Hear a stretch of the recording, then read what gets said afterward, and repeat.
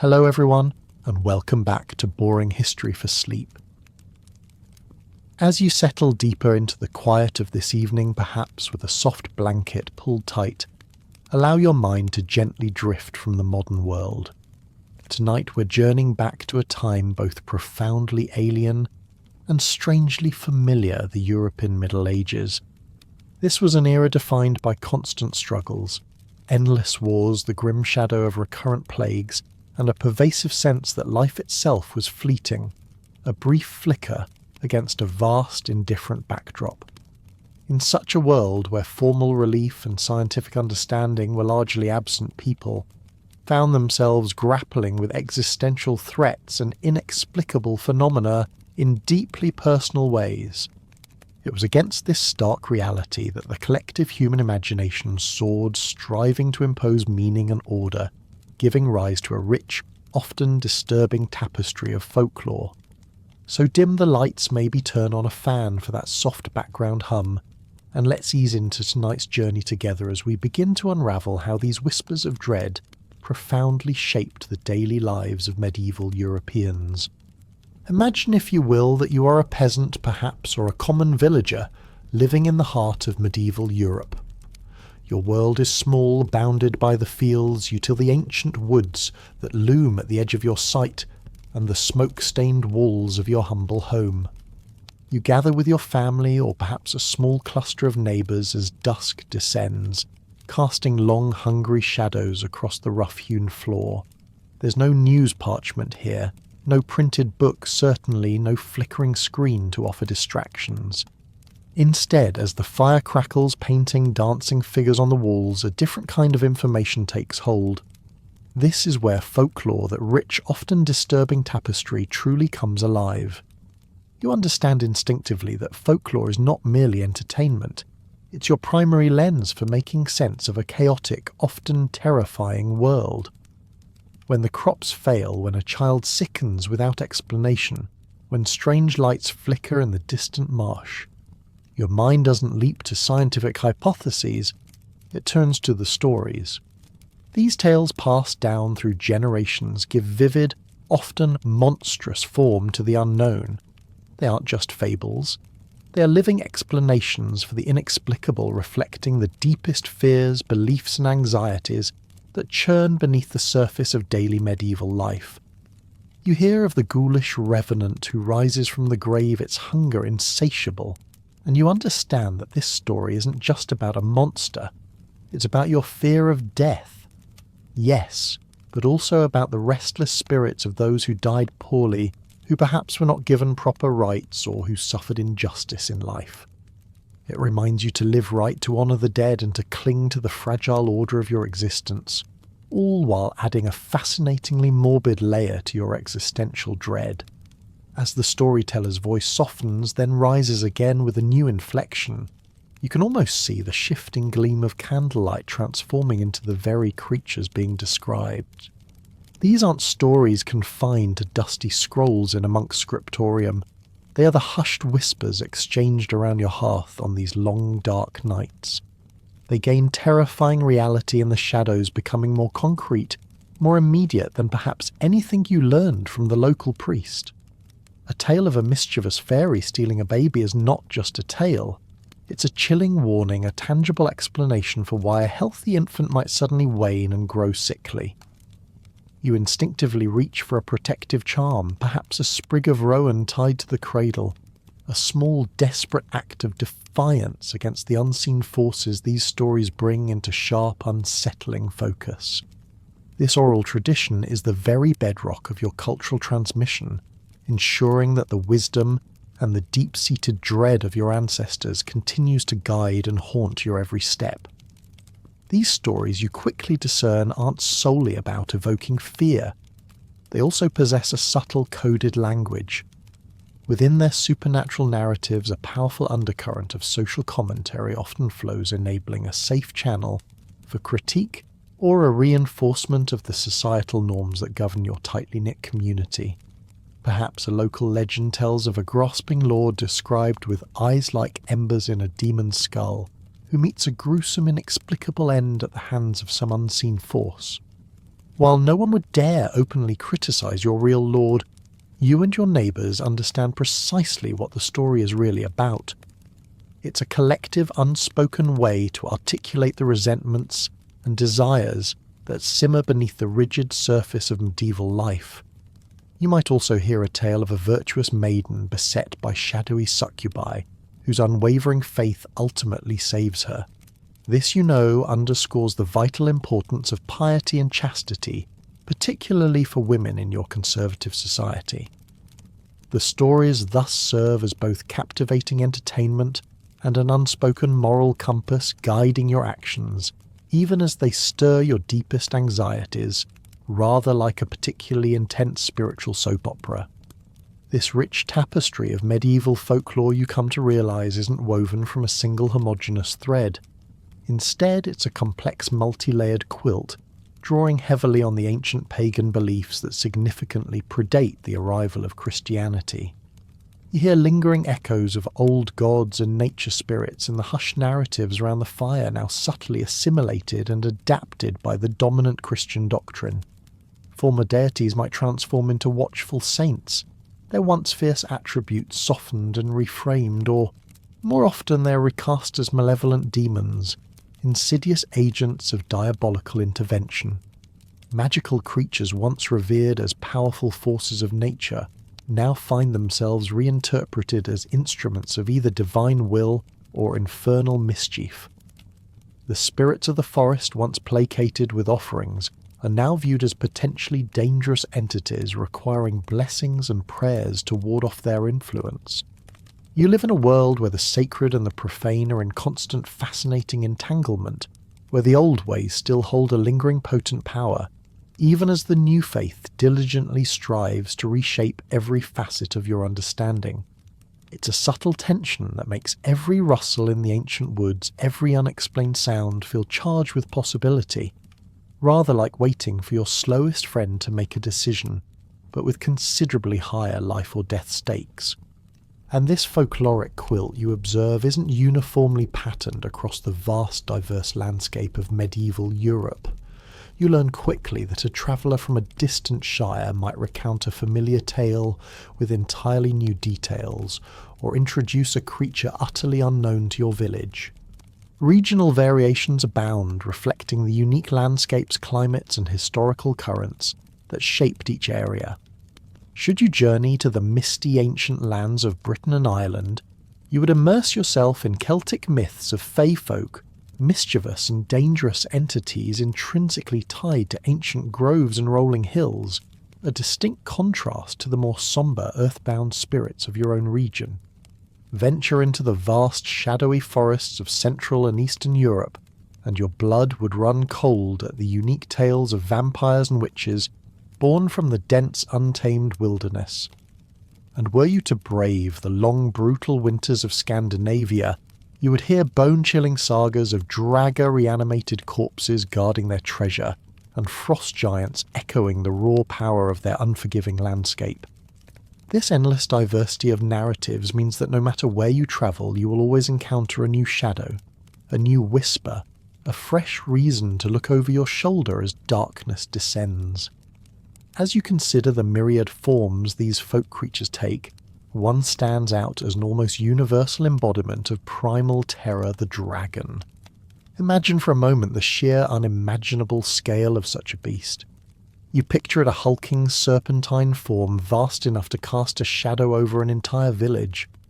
Its scales perhaps glint menacingly in the sun, a predatory gleam of emerald or obsidian, and a plume of thick, acrid smoke curls from its nostrils, hinting at the inferno within. These are not merely oversized lizards in the medieval imagination. They are elemental forces often wreathed in roaring flames descending from craggy peaks to wreak unspeakable havoc. You can almost hear the terrified screams as one ravages your flocks, its mighty jaws snapping, or in the darker tales devours a maiden, leaving behind only the cold dread of its passage. The very air would still carry the stench of sulphur and burnt offerings for days, a tangible, horrifying reminder of its devastating visit. You've likely seen or heard tell of vivid depictions of these creatures, perhaps etched into the very stone of a church or in the pages of some treasured if rare manuscript. Consider the 11th century Ramson carving, which might depict the legendary hero Sigurd plunging his blade into the heart of Fafnir the dragon. For you, this isn't just an artistic representation, it's a powerful symbol. It speaks of good triumphing over bestial evil, of courage in the face of overwhelming monstrous force. Such imagery echoes through countless tales of brave knights, often aided by divine intervention, or a blessed blade venturing into the dragon's lair, not just to slay a monster, but to confront a manifestation of chaos itself. You would cling to these stories of heroism, for they offered a sliver of hope, a faint glimmer that even the most terrifying forces could be overcome, providing a psychological bulwark against the overwhelming dread these creatures inspired. Yet you learn that dragons are more than mere adversaries, more than just targets for the heroic sword. They are also seen as powerful elemental forces deeply intertwined with the very fabric of nature. These colossal beasts are believed to guard vast hoards of treasure, glittering piles of gold, jewels, and ancient artifacts, often hidden deep within mountains or forgotten caves. But beyond the material wealth, they are also said to possess ancient wisdom secrets whispered across millennia. To confront a dragon, then, is not just to face a physical threat, but to confront the wild, untamable aspects of nature itself, the raw chaotic power that can sweep away your fragile human existence in an instant. It is also, in a deeper sense, a confrontation with the untamable aspects of the self, the primal destructive urges that lie within humanity. You understand that these beasts symbolize a crossroads, the path of raw destructive power, or the path of wisdom often guarded by immense peril, rather like choosing between a really bad idea and a slightly less bad idea with fire. And then, of course, there is the legend that spreads far and wide, one that you've likely heard many times, out of St. George and the Dragon. This story, passed down in countless forms, cements his status as a patron saint not just of soldiers but of your very faith. You know that St. George, mounted on his white steed piercing the dragon, with his spear embodies the ultimate victory of faith over the forces of evil. This evil, you understand, is not just external, manifest in the fiery breath of the beast, but also internal, the temptations and sins that threaten your soul.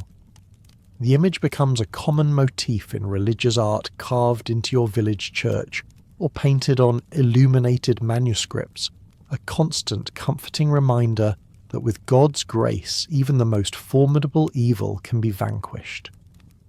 It's a story that allows you to breathe a little easier, even as the wind whispers tales of other terrors just beyond the gentle glow of the firelight. Now shift your gaze from the craggy peaks and deep forests to a realm even more alien and terrifying, the open ocean. For you, as a medieval sailor or even just a villager living near the coast, the sea is not merely a body of water. It is a vast, unpredictable realm of primal peril. It's not just the unforgiving tempest that can shatter your wooden vessel into splinters, nor the uncharted shores that hide unknown dangers. No, the true terror lies in the depths, in the swirling mists and inky blackness that teem with gargantuan sea serpents, ship-swallowing whales of impossible size, and all manner of scaly tentacled horrors. You understand that venturing beyond sight of shore is to enter a liminal inverted world, a place where the usual rules of your landlocked existence simply don't apply, a watery hell teeming with God's discarded mistakes, or perhaps his most fearsome creations.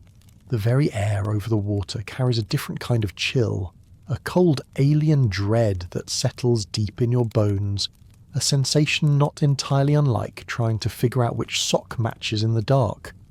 Among these aquatic nightmares you've undoubtedly heard hushed whispers of the Kraken, a name spoken with a shiver. This monstrous cephalopod is not just a giant squid. Its descriptions are often eerily specific, sometimes even portraying it as a sea monk or sea bishop. Imagine that a creature of the deep with a cow-like head and tentacles resembling vestments, a grotesque parody of piety emerging from the abyss. For you, the Kraken epitomizes the medieval dread of the ocean as a chaotic alien realm. It's a place where God's order seems to have dissolved, where creatures of unimaginable form lurk, dragging whole ships and their crews down to their doom. The thought alone can make your stomach clench. You might imagine the sudden, inexplicable lurch of your ship, the terrifying sound of splintering wood, and the chilling realization that something vast and utterly indifferent has decided to claim you. It's a fear that makes you hug the coast if you can and offer extra prayers before setting sail, perhaps even tying an extra knot in your protective charm. Other unnerving tales equally chilling speak of the half-goofer, a titanic sea monster with an even more insidious deception. This creature, you're told, is capable of disguising itself as a small island, its immense body rising just enough above the waves to mimic solid ground. Unwitting sailors, weary from their journey, their eyes straining for any sign of land, would moor their vessel to its shore, perhaps even disembarking for a moment of false respite. You can almost feel the brief blissful relief of stepping onto what appears to be firm ground after weeks at sea. Only then, with the ship secured and the crew ashore, would the creature plunge into the abyss, dragging everything ship's anchors and leaves down to the freezing, crushing darkness below. This blurring of the line between animal and landscape, between safety and mortal peril, makes the sea an even more treacherous and psychologically unsettling place. It plays on your most fundamental need for solid ground, only to betray it in the most brutal way, rather like a particularly cruel practical joke played by the cosmos. These primal legends, you realize, give voice to more than just the perils of the unknown. They speak to the profound smallness of man against the vastness of God's creation. When you gaze out at the endless expanse of the ocean, you can't help but feel a humbling, even terrifying sense of insignificance. Your tiny wooden vessel, your fleeting life, all so easily swallowed by forces beyond your comprehension or control. These stories aren't just entertainment, they are a deep existential reflection. They tell you that venturing beyond the sight of shore is not just a physical journey, but a spiritual one, an entry into a liminal, inverted world, where the very rules of existence are suspended. You are a mere speck subject to the whims of leviathans and tempests, and the cold, indifferent power of the deep. It's a stark reminder that some parts of the world remain utterly untamed and forever beyond your human grasp. Leaving the crushing depths of the ocean, let us turn our attention to the more subtle yet equally dangerous denizens of the land and air, the fairies. Now, if your modern mind conjures images of whimsical sprites with glittery wings, you must quickly discard them. In the medieval world you inhabit, fairies are largely portrayed as dangerous, deceptive entities far from benevolent. Their unseen presence is a source of profound unease, a constant threat to the unwary traveller who strays from the path, or to the unbaptized child left unattended too close to a fairy mound. You understand that these creatures are not to be trifled with. Their beauty is often a trap, their generosity a debt with terrible interest. Their allure is a thin veil over a capricious, often malevolent nature, making every encounter a perilous gamble with your very soul, rather like signing a contract without reading the fine print. You've heard the chilling tales passed down in hushed tones of how these fae folk are believed to lure men to their doom, with unearthly haunting music, a melody so sweet and beguiling that it draws you deeper and deeper into the forest until you are hopelessly lost, or worse.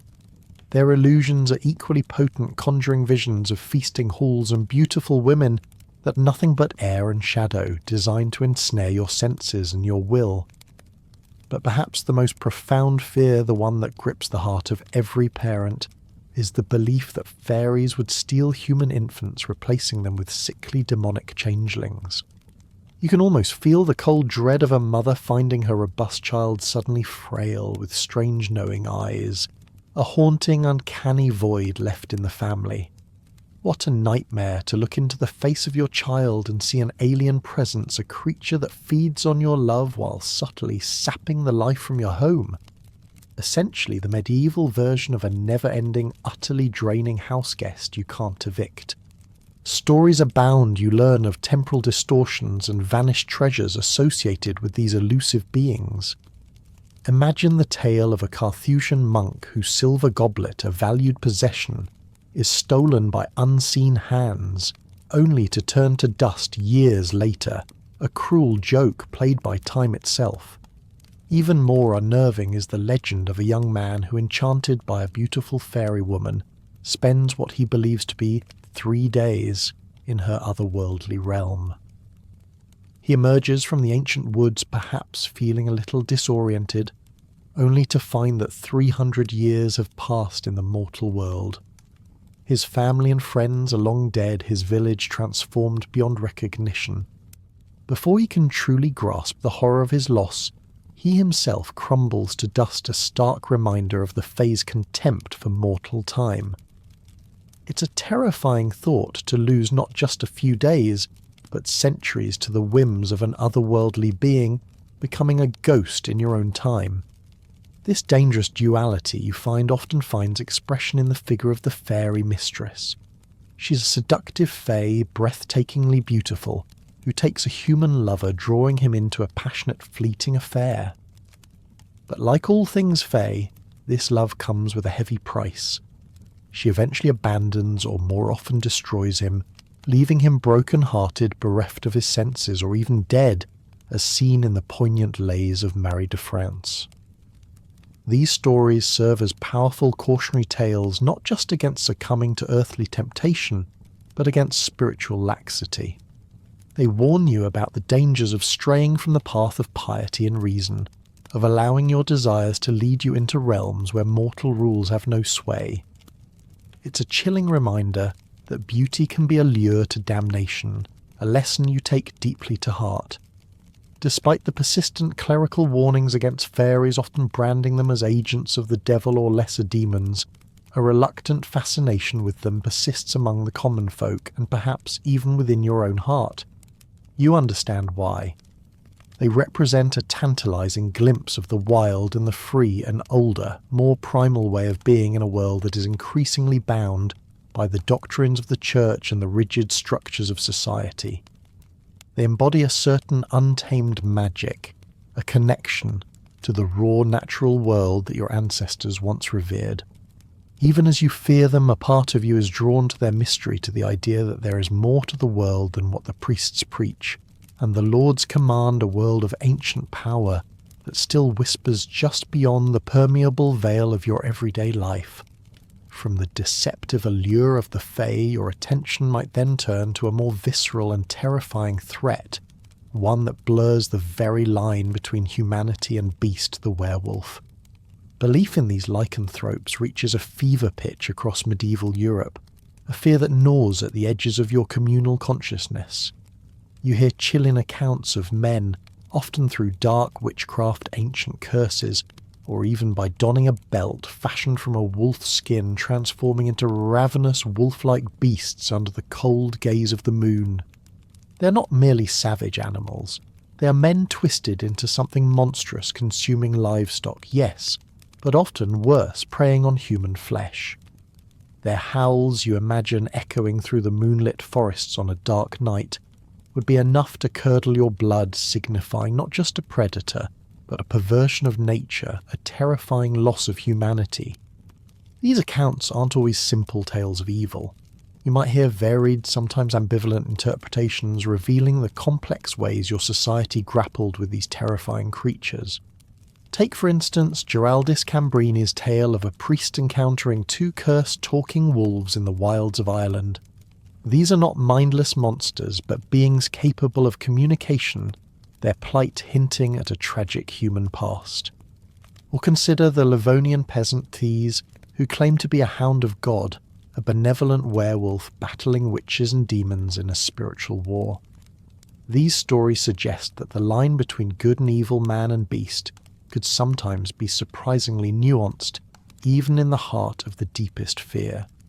You might wonder as you listen if the werewolf is always a monster, or if some carry a hidden burden, a curse they wish to shed, rather like a particularly complicated family dynamic but with fangs.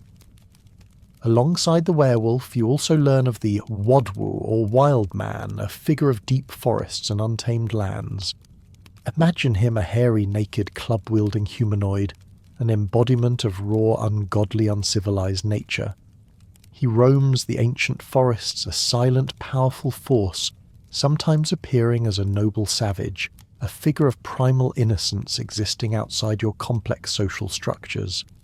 More often, however, he embodies your deepest medieval fear of the untamed of humanity, stripped of its Christian veneer, red in tooth and claw, living just beyond the thin barrier of your village's civilization.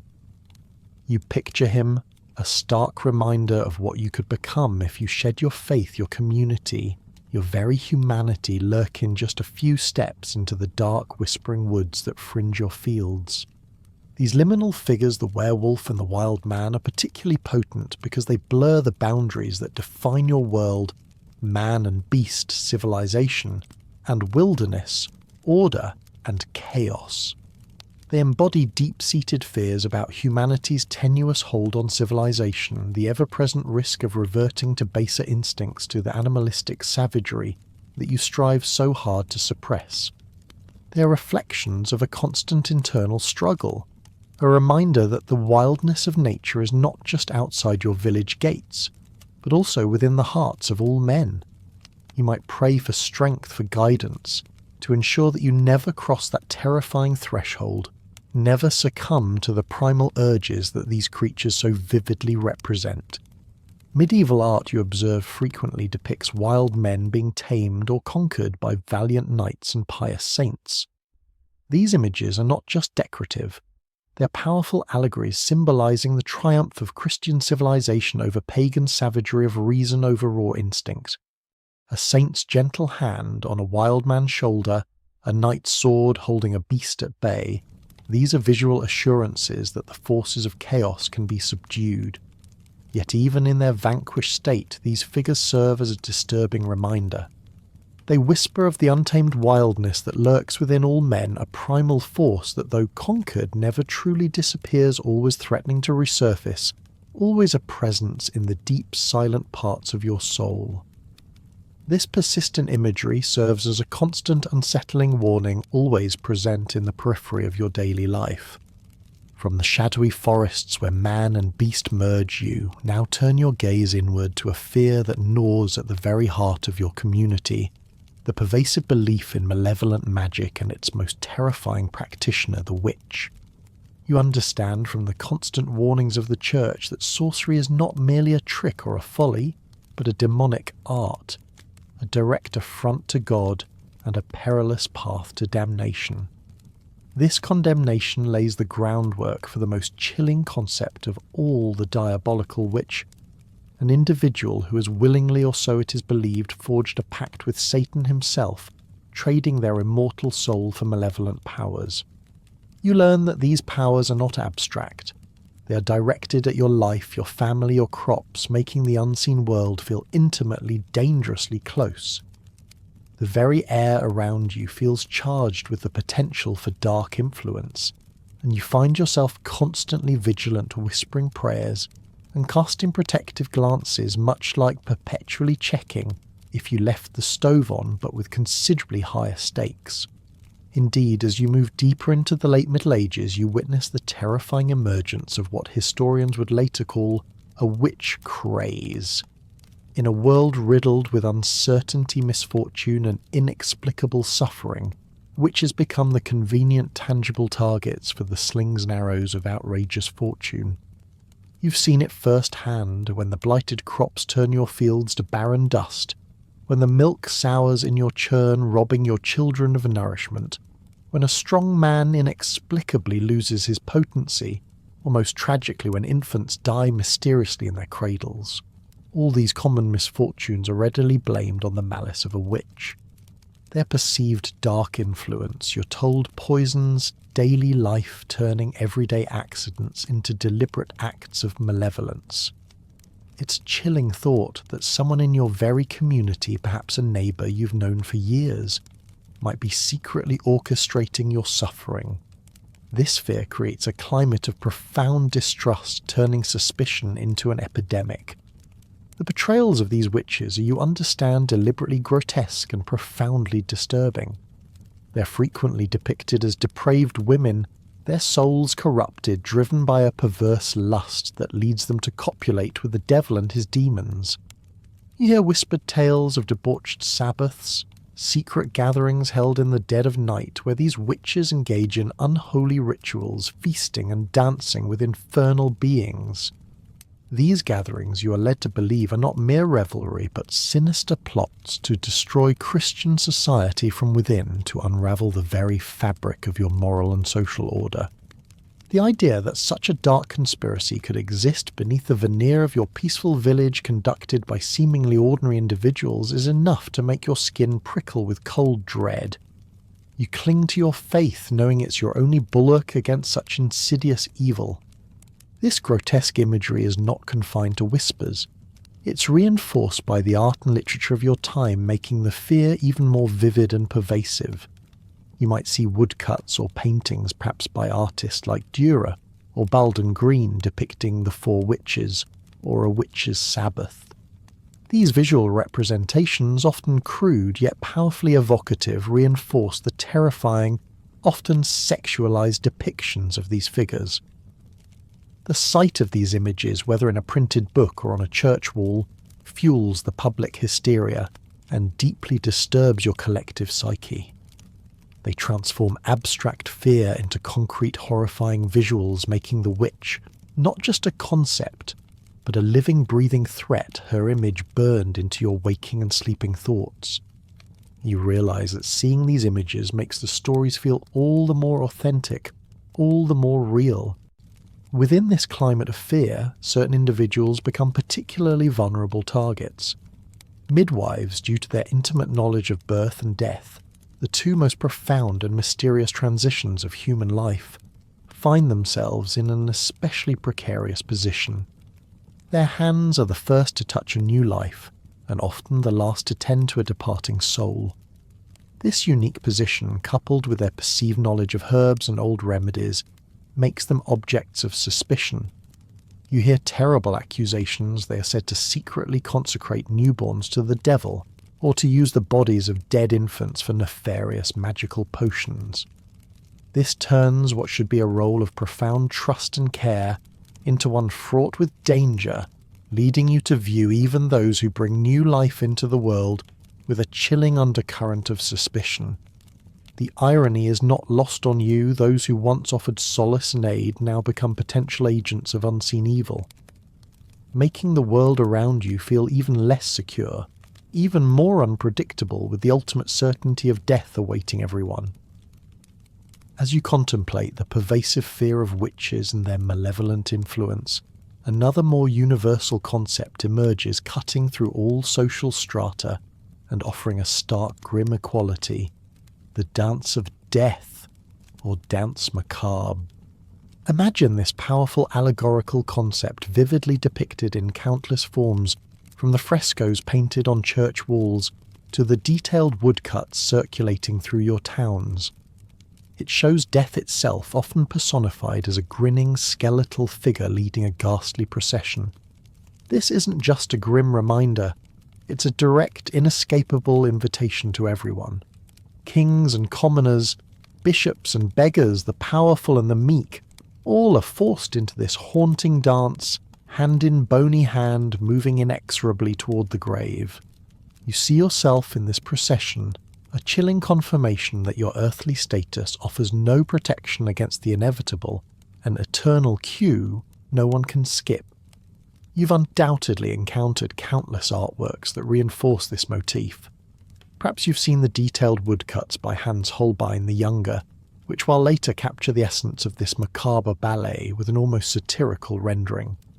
Holbein's skeletons, with their mocking grins and playful gestures, lead figures from every walk of life: a haughty emperor, a pious monk, a robust merchant, a frail peasant, a newborn babe, each reluctantly joining death's procession. These depictions serve as a stark reminder of life's fleeting nature, a pervasive memento mori that echoes in your mind. They mock the foolishness of earthly vanity, the transient glory of power, and the accumulation of wealth, for all will turn to dust. This concept gained immense popularity, particularly in the 15th century, a time when your world was constantly reeling from the devastating impact of recurring plague epidemics and endless warfare. Death wasn't an abstract concept. It was a daily companion, a chilling presence in every home and every street. Beyond being a simple memento mori, the Danse Macabre offers a biting social commentary that would resonate deeply with you as a common person. In a society rigorously defined by immutable social hierarchies, where your birthright largely dictates your fixed destiny, this motif subtly critiques that rigid structure. By presenting death as the ultimate inescapable equalizer, it strips away the trappings of power, wealth, and status. It forces the mighty and the humble into the same macabre ballet, reminding everyone that in the face of death, all are fundamentally equal. You might find a grim satisfaction in seeing a powerful bishop or a haughty baron depicted with their earthly finery being rudely yanked into the procession by a skeletal hand, a subtle subversion of the social order that often oppressed you. For the oppressed and downtrodden, like many of your peers, the Danse Macabre provides a strange yet potent comfort. There's a cathartic release in seeing death rudely yank bishops and barons, those who wield immense power over your daily life, into the great beyond reminding all that worldly glories, titles, and vast estates would ultimately turn to dust and ashes. It's a bitter solace, perhaps, but a solace nonetheless. You realize that while your life might be short and filled with hardship, your lord, your abbot, even the king himself will one day face the same grinning skeleton. This shared mortality, this ultimate equality in death, offers a flicker of justice in a profoundly unjust world. It helps you accept your fate, knowing that no one, not even the grandest among them, truly escapes the final inevitable call, making a mockery of their earthly boasts. Having explored the specific cultural manifestations of folklore from fearsome dragons to the equalizing Danse Macabre, your understanding of medieval life would not be complete without recognizing the dominant belief systems that permeate every aspect of your existence. You live in a world where the veil between the natural and supernatural is incredibly thin, almost permeable. It's a blend, a fascinating and sometimes frightening fusion of pre-Christian pagan beliefs and the official Christian doctrine propagated by the Church. This syncretism fosters a pervasive sense of the supernatural in everyday life, where spirits and omens are not abstract concepts, but as real and tangible as the changing seasons, as the dirt beneath your feet. You're constantly aware of unseen forces, both benevolent and malevolent, shaping your destiny, watching your every move. Every creak of the house, every unusual shadow carries a potential meaning, a whispered communication from the other side. Among the myriad supernatural manifestations, you find the concept of the unquiet dead, or revenants, particularly disturbing. These are not merely ghosts, transparent and ephemeral. No, these are corpses physically reanimated, rising hideously bloated and seemingly incorruptible from their graves. You hear chilling tales chronicled by figures like William of Newburgh of these revenants stalking the living, spreading disease, causing misfortune, or simply tormenting those they left behind. These are bodies that defy the natural order, their reanimation often attributed to demonic possession or sheer unholy will. The very idea sends a shiver down your spine. They subvert the tidy eschatology of the Church, which promises a clear division between life and death, heaven and hell. Instead, these tales suggest that the border between life and death is disturbingly porous, that damnation might not be as final as your priests so diligently proclaim, and that the physical corruption of the body is not always guaranteed. The arrival of the Black Death, a scourge of unimaginable devastation, profoundly amplified these existing fears of the supernatural and demonic. You experienced it or saw its effects, a plague that decimated up to half of Europe's population, leaving behind an awful stench of death and streets littered with corpses. In the face of such overwhelming, inexplicable mortality, rational explanations offered little comfort. Instead, many, perhaps even you, came to believe that villages decimated by plague were cursed, that the very air was thick with pestilence sent by demons, or that the few survivors had somehow colluded with dark powers protected by unholy pacts. The plague wasn't just a disease. It was a divine punishment, a demonic assault, or a sign of the end times pushing the boundaries of your fear into truly apocalyptic realms. The sheer scale of suffering made the unseen forces feel overwhelmingly powerful and terrifyingly real. Even among the educated, the lines between reason and superstition often blurred further, legitimizing these bizarre beliefs. Scholars like Gervase of Tilbury in his Otia Imperialia and Walter Mapp in his De Nugis Curialium didn't dismiss these tales as mere peasant superstitions. Instead, they collected and often presented tales of marvels, oddities, demons, and shapeshifters as factual accounts. You might hear learned men discussing these strange phenomena with a chilling air of academic authenticity, lending significant weight to what you might otherwise consider mere folklore. This intellectual endorsement means that the tales of the uncanny held a strong veneer of truth for medieval scholars and commoners alike. Such a pervasive worldview, where scientific knowledge, religious doctrine, and folklore were intricately interwoven and almost indistinguishable, deeply impacted your worldview, colouring your daily anxieties and shaping your understanding of every inexplicable event, rather like a particularly convoluted conspiracy theory you just can't quite shake. Within this world where the veil between the living and the dead, the natural and the supernatural, is so thin, the impact on your personal and family life is profound and deeply unsettling. Folklore directly fuels profound anxieties within your family unit, particularly concerning your children. Imagine the constant gnawing fear of fairies stealing infants and replacing them with sickly demonic changelings. Every time a child falls ill without obvious cause, every time their demeanour shifts even slightly, that chilling thought might creep into your mind. You watch your children with a mixture of love and subtle apprehension, always guarding against the unseen, perhaps placing a small piece of iron or a sprig of a protective herb in their cradles. This isn't abstract fear. It's a specific, tangible anxiety that casts a long shadow over child-rearing, making every moment of parental worry feel doubly burdened by supernatural possibility. The anxieties extend beyond your children, touching upon the most intimate aspects of adult life, particularly sexual and spiritual anxieties. You hear tales, perhaps recounted by Gervase of Tilbury, of succubi, tempting pious monks or demons seducing noble women. These stories highlight the constant threat to personal virtue and marital fidelity, not just from human temptation, but from infernal forces. You learn that your very soul, your chastity, your moral rectitude, are under constant assault by unseen entities. This imposes a heavy burden on your personal virtue and marital fidelity. The slightest lapse, the merest sinful thought could be interpreted as an opening for demonic influence, leading to intense self-scrutiny and fear within your household. The idea that a demon could take on a beautiful form to lead you astray makes every attractive stranger every moment of weakness a potential spiritual battlefield.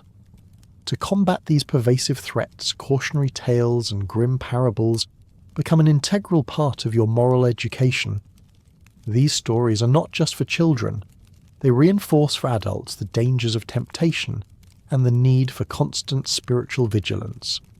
They frame supernatural entities, whether fairies, demons, or witches, as direct threats to your personal and familial well-being. You hear about the consequences of pride, of greed, of lust, often illustrated by the swift, terrifying intervention of some supernatural agent.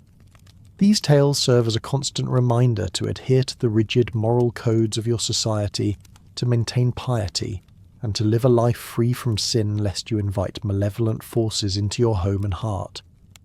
They teach you that the spiritual world is not distant but deeply interwoven with your daily choices and their immediate, often terrifying repercussions.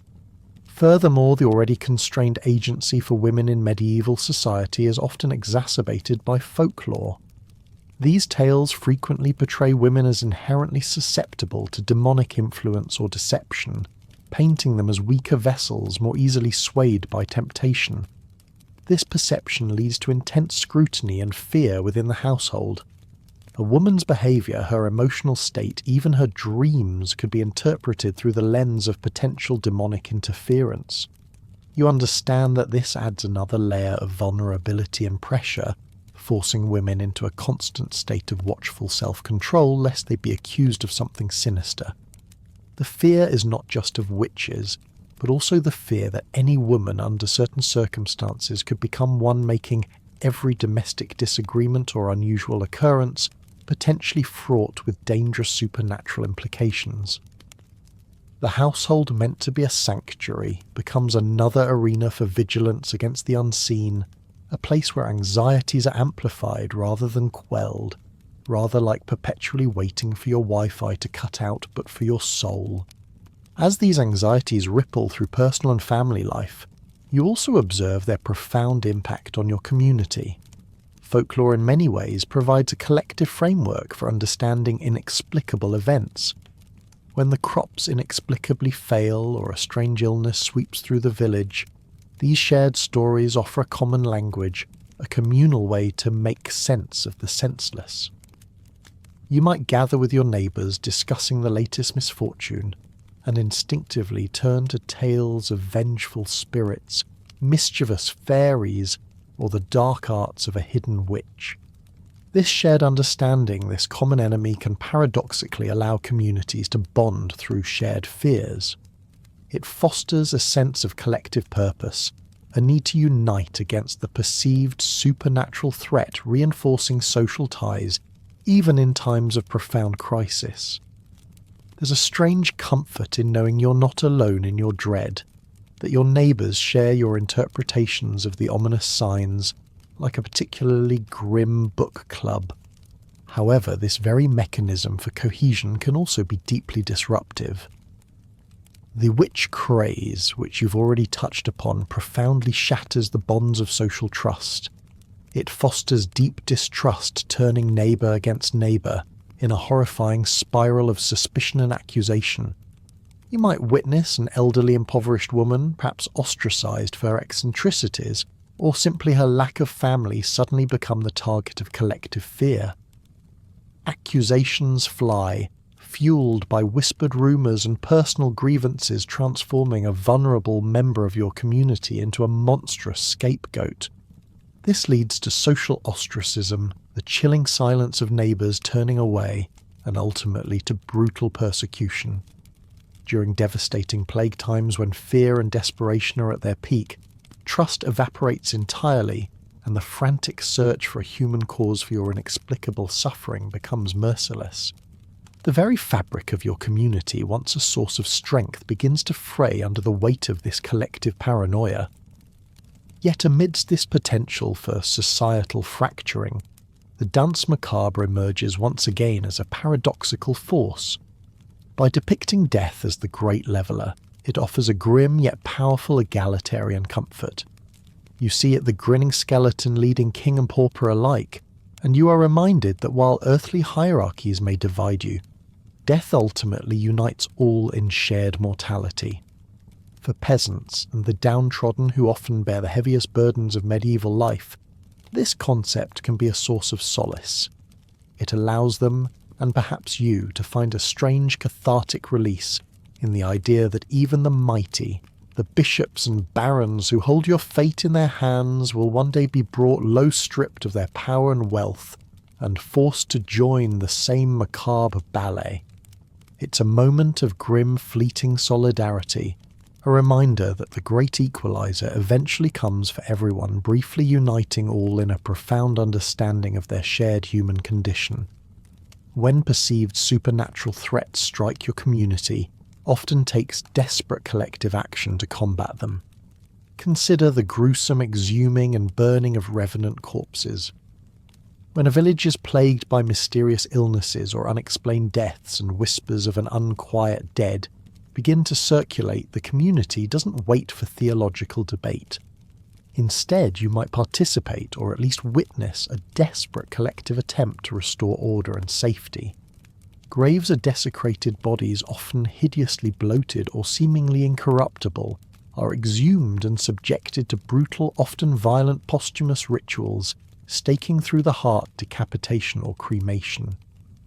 These acts, horrific as they are, underscore a desperate collective attempt to reclaim control, to put the restless dead back to their proper place, and to reassure the living that through extreme measures order can be restored.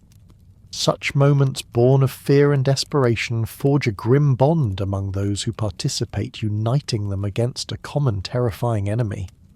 Now, having explored the intricate tapestry of folklore and its profound influence on individual and communal life, let's step back and delve into the foundational realities of medieval existence itself. These are the immutable structures and relentless natural forces that you'll find framed every terrifying tale and shaped every anxious whisper. Imagine a world where your place is largely predetermined, a constant backdrop to your daily struggles. This is the inescapable social hierarchy, a fragile order that dictates your entire life. Medieval society, you quickly learn, is characterized by a rigidly enforced structure, a vast, complex pyramid. At its apex sit kings and powerful nobles, their authority absolute, their lives seemingly far removed from your own. Beneath them are various levels of clergy and gentry, and then the overwhelming majority, vast numbers of vulnerable peasants and outcasts. Your birthright, you realise, largely determines your fixed destiny. If you're born a peasant, you will likely live and die a peasant working the land beholden to your lord. Social mobility is severely limited, almost non-existent for most. You're born into a role and you remain in that role, your life's path carved out for you before you even take your first breath. This rigid structure, while offering a semblance of order, also creates immense pressure and limited individual agency. You understand that challenging this hierarchy is not just difficult but often unthinkable, risking severe repercussions. The very air you breathe is conditioned by this structure, making every interaction, every aspiration, every fear a product of your predetermined place, like a particularly demanding and unavoidable family reunion. Yet this immutable social structure you've noticed is subtly challenged by the constant threat of universal death. The vivid depictions in the Danse Macabre, for instance, serve as a stark reminder that even the loftiest king or the wealthiest noble cannot escape the grave. This disturbing shared mortality transcends earthly ranks, subtly undermining the perceived invincibility of the powerful. You might be a peasant struggling for survival, but you know that your lord, with all his riches and power, will eventually face the same grinning skeleton. This knowledge, while grim, provides a strange, almost defiant comfort, a whispered truth that no earthly title can escape the ultimate equalizer. It's a quiet subversion of the everyday order, a reminder that in the end all human constructs are fragile. The clergy, you also observe, wield immense influence in this stratified society. Their power extends far beyond mere spiritual matters. They actively shape public belief and fear, acting as both moral compass and arbiter of the supernatural. They vigorously promote a Christian worldview which assimilates and redefines older pagan beliefs, transforming ancient deities into saints or demons. Crucially, they actively condemn sorcery as a demonic art, a direct threat to divine order. This religious authority, imbued with supernatural power, makes the Church a formidable force in maintaining social control. You learn to listen to the priest's sermons not just for salvation, but for warnings, for guidance on how to navigate a world teeming with unseen dangers. Their pronouncements on demons and witches shape your understanding of evil, giving it a theological weight that transcends simple superstition. It is no coincidence, then, that accusations of witchcraft and demonic pacts often target those on the margins of society. You see it repeatedly, poor elderly women, often isolated and lacking powerful protectors, become convenient scapegoats for collective anxieties and misfortunes. This insidious weapon of fear and social persecution serves to reinforce existing power imbalances. By blaming the vulnerable, the powerful deflect attention from their own failings or the inherent systemic problems of society. You realise that these accusations are not just about magic. They're about control, about maintaining the fragile social order by targeting those who can least defend themselves, further solidifying the rigid hierarchy through the insidious weapon of fear. The outcast becomes a convenient vessel for your collective anxieties, a target onto which all societal ills can be projected, allowing the underlying structures of power to remain unchallenged. Stepping beyond the rigid social structures, you encounter another foundational reality that profoundly shapes your medieval existence, the core economy, and its precarious balance. Your life, you quickly learn, is inextricably tied to the agrarian economy, a system intensely vulnerable to external forces. You're entirely dependent on the fickle weather and the success of your harvests. A late frost, a summer drought, an unexpected deluge. Any of these can mean the difference between meagre sustenance and agonizing starvation. Communities are perpetually susceptible to blighted crops, widespread famine, and devastating livestock diseases. You understand that your entire livelihood, the very survival of your family, hangs by a delicate thread, constantly at the mercy of forces far beyond your control. This constant precarity infuses every aspect of your daily life, with a deep-seated anxiety about the future, like the feeling you get when your phone battery hits 5%, but for, your actual survival. When these economic misfortunes strike, as they inevitably do, your medieval mind doesn't seek modern scientific explanations. Instead, supernatural explanations, particularly curses from witches, provide a readily available framework for understanding and attributing blame. When your carefully sown fields yield nothing but withered stalks, or your precious cattle succumb to a mysterious ailment, you don't think of soil depletion or a virus. You think of malevolent magic. This brings a chilling personal element to financial ruin, transforming an impersonal disaster into a targeted attack. It's not just bad luck. It's someone's deliberate evil intent. This belief creates a specific terrifying enemy for your economic woes, a tangible focus for your despair, further fueling the witch hunts you've observed. You understand that this attribution of blame offers a form of psychological control, however grim, over an otherwise uncontrollable reality. The constant, often brutal struggle for essential resources means that any disruption, a failed harvest, a sudden cattle plague, a war that devastates your fields can quickly spiral into catastrophe. For you, this isn't merely an inconvenience, it's a direct threat to life itself. The thin margin of survival leaves no room for error or unforeseen events. And in this desperate climate, such disruptions are often interpreted through a lens of malevolent supernatural intervention. A series of bad harvests might not be seen as a natural cycle, but as a concerted effort by dark powers to starve your community, to test your faith, or to punish your sins. You feel the weight of this struggle daily, the constant vigilance against both natural and supernatural threats, to your meagre resources, making every meal, every harvest, a small victory against overwhelming odds. Consider the specific accusations levelled against witches souring milk or blighting crops. These are not abstract fears for you, the peasant. They are direct, immediate threats to the very sustenance and economic stability of your household and the larger community. Souring milk means no cheese, no butter, a loss of vital nutrients, particularly for children.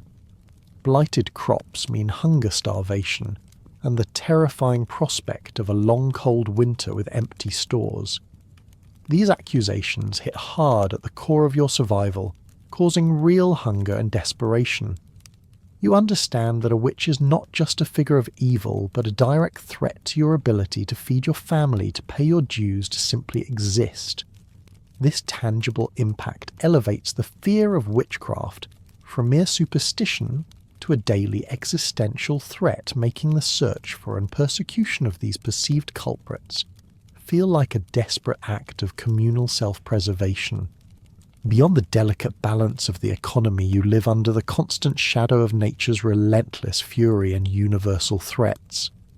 The medieval period, you quickly realize, is plagued by significant environmental challenges and systemic dangers that make your world feel inherently hostile. You are caught between frequent wars which devastate your lands and lives widespread famines that bring starvation to your doorstep, and recurrent plagues, most notably the Black Death. This horrific pestilence alone, you recall, decimated up to half of Europe's population, leaving an awful stench of death and streets littered with corpses. It's a memory that lingers like a foul odour in the air, a constant reminder of how fragile life truly is and how quickly it can be snatched away. The devastating impact of the Black Death, a scourge that wiped out entire families and depopulated villages, profoundly amplified existing fears. You might have seen the awful stench of death clinging to the air, the streets littered with corpses too numerous to bury.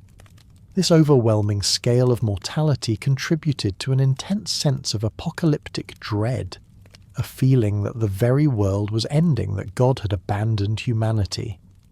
This despair, in turn, fueled the creation of macabre artistic expressions, like the dance macabre, which you've already explored. Art becomes a reflection of this overwhelming trauma, a way to process the unimaginable losses. You learn to live with death as an ever-present companion, not just a distant event, but a constant visceral reality shaping every thought and decision. Beyond plague and war, natural hazards pose tangible, life-threatening dangers that permeate your daily existence. From the unforgiving tempest that can shatter your humble dwelling, or sink your vessel to the uncharted coastlines hiding unseen perils, the natural world is a formidable adversary. The deep wild forests surrounding your village are not just sources of wood or game. They are mysterious, dangerous places where terrifying entities like leviathans in the deep seas, werewolves and wild men are believed to dwell. These creatures transform the natural world from a neutral backdrop into an actively hostile realm, filled with unseen dangers and malevolent forces. You don't just fear a wolf, you fear the wolf, a creature imbued with supernatural cunning and hunger, a potential werewolf. The forest then becomes a liminal space, a place where the ordinary rules don't apply, a gateway to the uncanny. The average life expectancy, you're acutely aware, hovers around a chilling 30 years.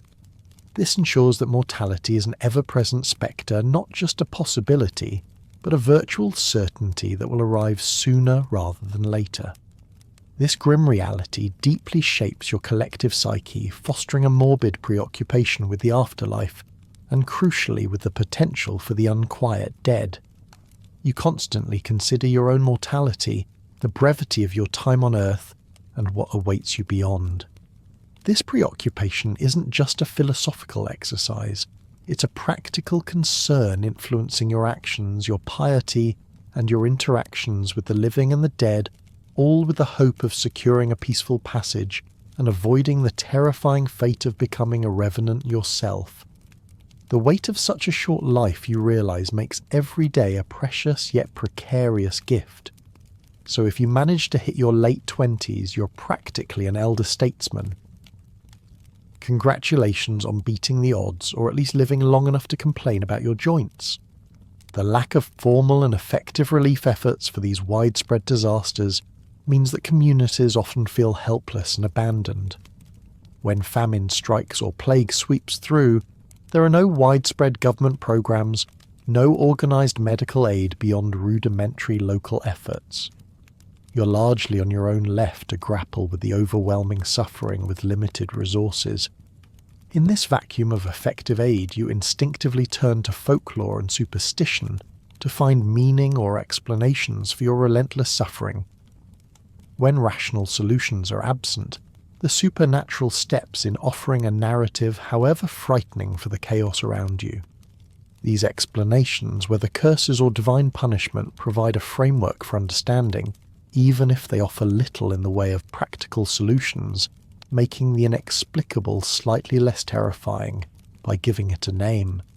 Finally, the medieval wilderness itself, with its untamed animals and unknown dangers, is not just physical space, but a liminal space, imbued with profound spiritual and supernatural significance. It is conceived as places where unseen, often malevolent forces can intercede in earthly affairs. The deep woods are where fairies hold court, where werewolves roam, where wild men lurk. They are boundaries, thresholds between your human world of order and the primal chaotic realm beyond. To enter the wilderness is to step outside the familiar, to expose yourself to forces that defy human understanding and control. You approach these spaces with a mixture of reverence and deep fear, knowing that within their depths, anything, however terrifying, is possible. This makes every journey outside your village, even for simple firewood, a potential encounter with the uncanny. Building upon these foundational realities, the rigid social hierarchies, the precarious economy, and nature's relentless fury, you observe how the structures of power and control fiercely grappled with the disturbing beliefs and anxieties of the age. Often, folklore initially born of fear and imagination was transformed into potent tools of enforcement and oppression. Imagine the church, the preeminent spiritual and moral authority in your world. Its unyielding power hierarchy, you understand, sees witchcraft not merely as a sin, but as a direct existential threat to its very power and authority. When the church condemns sorcery as a demonic art, it's not just a theological pronouncement, it's a declaration of war against an unseen enemy that challenges divine order itself. This legitimizes its ruthless suppression as a righteous act, a holy duty to protect the faithful and uphold God's law, making you feel the full weight of this institutional condemnation. Inquisitors and magistrates, the agents of both religious and secular power, are then armed with theological treatises and spurred by papal bulls documents, like Pope Innocent I's Summis Desiderante Affectibus. These powerful decrees give them the authority to actively enforce these beliefs, transforming abstract fears into brutal reality. They establish terrifying methods to prove guilt and eliminate perceived supernatural threats. You understand that these men cloaked in robes of authority are not just seeking justice, they are seeking to root out evil, to cleanse society of its perceived moral rot. Their methods, you learn, are often designed not to find truth, but to extract confession and confirm pre-existing beliefs, making anyone accused vulnerable to their terrifying power. The sheer institutional weight behind these persecutions makes you understand the futility of resistance for those caught in their gaze. The demand for unquestioning obedience, you quickly realize, cascades down the hierarchy from the Pope and the Emperor all the way to your local lord and priest. This demand extends even to strict spiritual vigilance. Your clergy vigorously rail against the perils of fairy folk and other temptations, framing them not as quaint superstitions, but as insidious agents of the devil constantly seeking to lead the faithful astray. You hear sermons filled with dire warnings instructing you to shun old pagan practices, to guard against strange influences, and to constantly examine your own soul for signs of weakness. This constant barrage of warnings means that you are taught to fear not just the creatures themselves, but also the temptation to interact with them, to stray from the path of strict Christian doctrine. It's a subtle yet powerful form of control guiding your thoughts and actions, even in the privacy of your own mind. Ultimately, you observe that state and religious authorities collaborate in a powerful, often terrifying alliance to maintain social control. They effectively use widespread beliefs in the supernatural to reinforce moral conduct conformity and obedience within a highly stratified society. If you transgress, if you deviate from the norm, you risk not just earthly punishment, but accusations of consorting with dark powers, of being an agent of chaos. This fear becomes a potent tool. The threat of being labelled a witch or a heretic with all its terrifying consequences ensures that you adhere strictly to societal expectations. You understand that the supernatural isn't just about spirits and monsters. It's about power, about maintaining the fragile order of your world by any means necessary, even through the systematic cultivation of fear. This interwoven structure of belief and power means that your faith, your fears and your obedience are all inextricably linked. As the structures of power align against perceived supernatural threats, you witness the emergence of legal and enforcement mechanisms that are, to put it mildly, crucibles of cruelty. For the particularly disturbing case of revenants, the unquiet dead posthumous trials are actually conducted as vividly described by chroniclers like William of Newburgh. Imagine the scene: a corpse suspected of tormenting the living is brought before a kind of court. Guilt, you understand, is often determined not by evidence as you might know it, but by a macabre ordeal, a ritualistic test. This could lead to the gruesome staking, decapitation or cremation of the offending corpse, a desperate attempt to truly kill what refused to stay dead. You'd prefer not to dwell on the details, but the necessity of such extreme measures underscores the terrifying reality these revenants pose to your community, and the lengths to which your society would go to restore order even against the dead. Witch trials, you learn, employ equally, if not more disturbingly brutal methods, all heavily rigged against the accused. One infamous practice is the ordeal by water. The accused, bound hand and foot, would be thrown into a body of water. If they sank, they were considered innocent, though often drowned in the process. If they floated, they were deemed guilty, for water being pure was believed to reject evil. Another chilling practice is pricking the devil's mark. Inquisitors would meticulously search the body of the accused for insensitive spots, believed to be the devil's mark, where the witch was supposedly immune to pain. A long needle might be inserted repeatedly into various parts of the body, and if no pain or blood was produced, it was taken as proof of guilt. These trials, you realize, are designed not to prove innocence, but to confirm guilt, leaving the accused with virtually no escape. Perhaps most chillingly, confessions are routinely extracted under severe torture. Imagine the horrific pressures applied, the pain inflicted, until the accused, desperate for release, would confess to the most fantastic and impossible acts.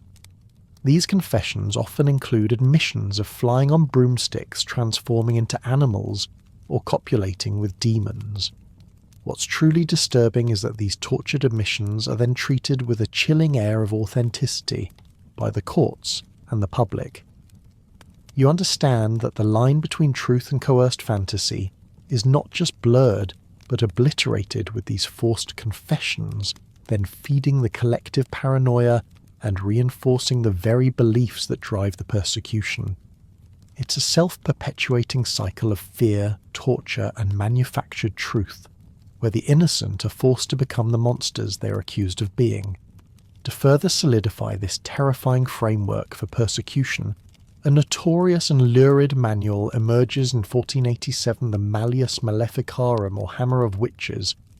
This text, a chilling testament to the era's fear, becomes the definitive guide for witch hunters.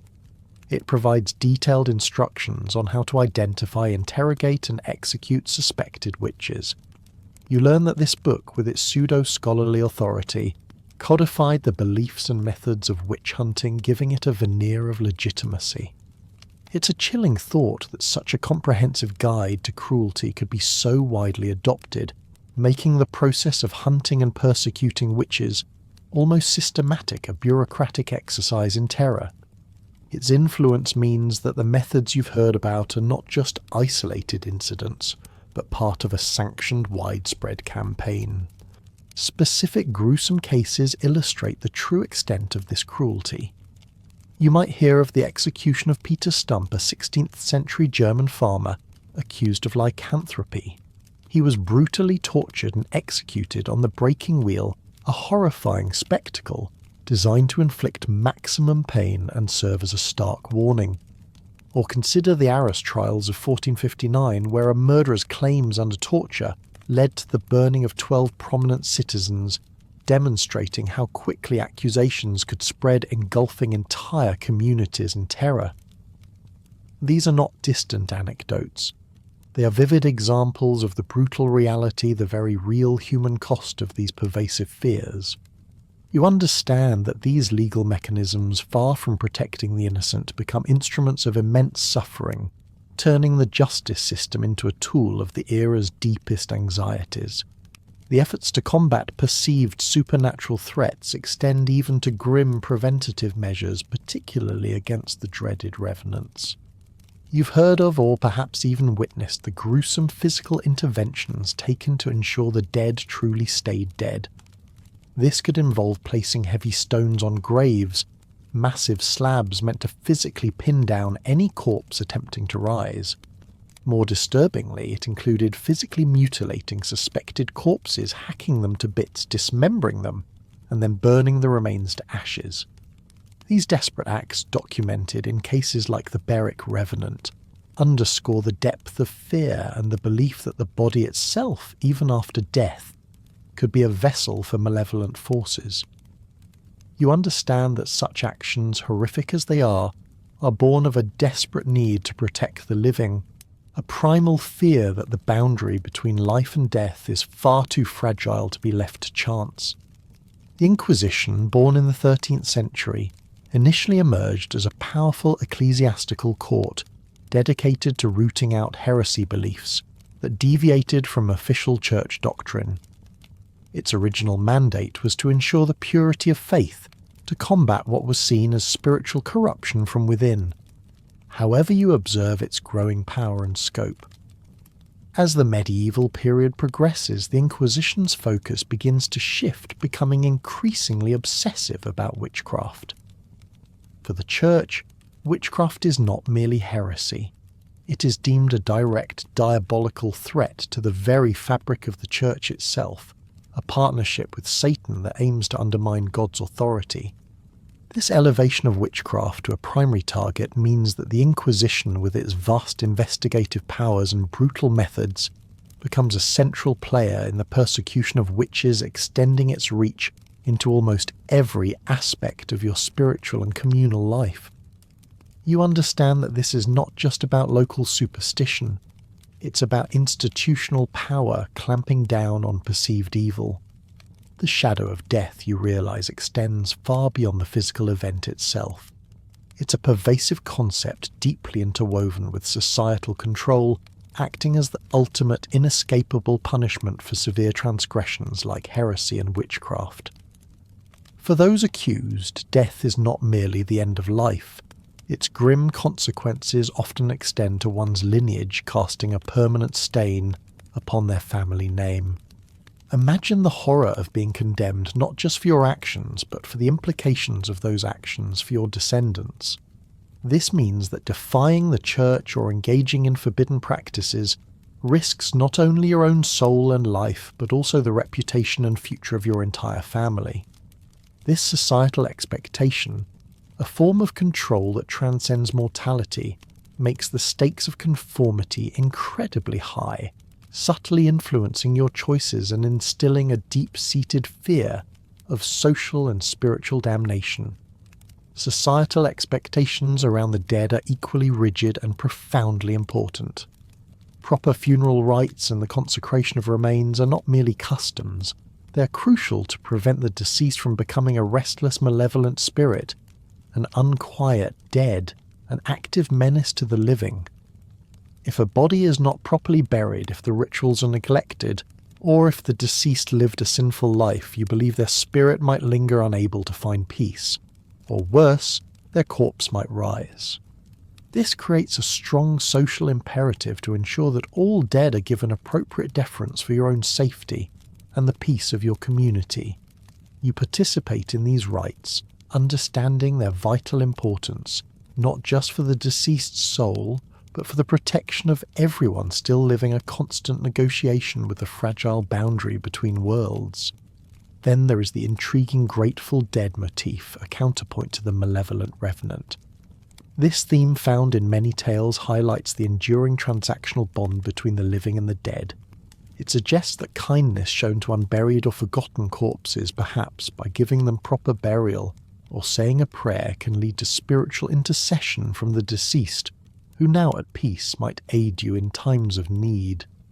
This concept emphasizes the societal value placed on ensuring the dead found peace not just out of piety, but to avert their terrifying return and to foster a harmonious relationship with the spiritual realm. It means that charity towards the dead is not just a moral act, but a pragmatic one, a way to secure unseen allies in a world filled with visible and invisible threats. The moralizing undercurrent of revenant tales, you realize, serves a powerful didactic purpose in your society. The undead monsters that rise from their graves are invariably depicted as sinners in life, the greedy, the cruel, the impious. Their hideous reanimated forms, their insatiable hungers, and their torment of the living are presented as the grotesque living or unliving object lesson in The Wages of Iniquity. You hear these stories and you understand that they are not just meant to frighten, but to reinforce moral codes through fear. They are stark warnings.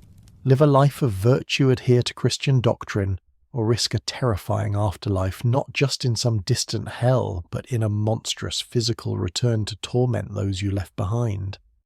This makes the consequences of sin immediate and visceral, transforming your daily choices into acts that determine your fate beyond the grave, and perhaps the fate of your village. The profound consequences of being accused, for example, of witchcraft or lycanthropy extend far beyond physical punishment. You understand that such an accusation, even if eventually disproven, which is rare, leads to devastating social ostracism. Your neighbours will shun you, your friends will turn away, and your very name will become synonymous with evil. This social death is often as terrifying as physical death, if not more so, for it means being cut off from the very community that defines your existence. Furthermore, such accusations result in the utter destruction of one's reputation, casting a permanent, indelible shadow on your family and community. Your lineage is stained perhaps for generations, making it incredibly difficult for your children or grandchildren to marry well, to secure land, or to simply live without suspicion. This devastating social cost ensures that the fear of accusation is as powerful a deterrent as the fear of torture or execution, making conformity a matter of social and familial survival. This brings you to the pervasive phenomenon of social unrest and scapegoating, where paranoia grips your society. The witch craze, in particular, thrives in a climate of collective suffering. When your community is faced with repeated crop failures, outbreaks of disease or other inexplicable illnesses and rational explanations fall short, witchcraft becomes the conveniently and brutally blamed culprit.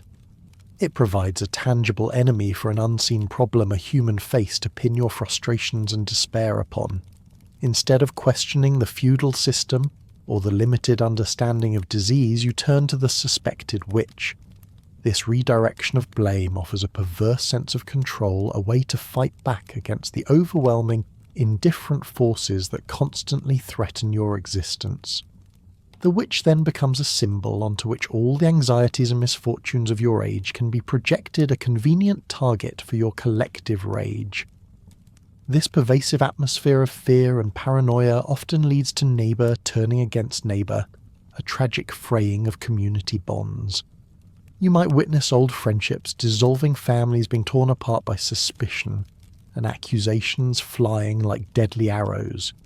This is particularly pronounced during devastating plague times, when trust already fragile evaporates entirely.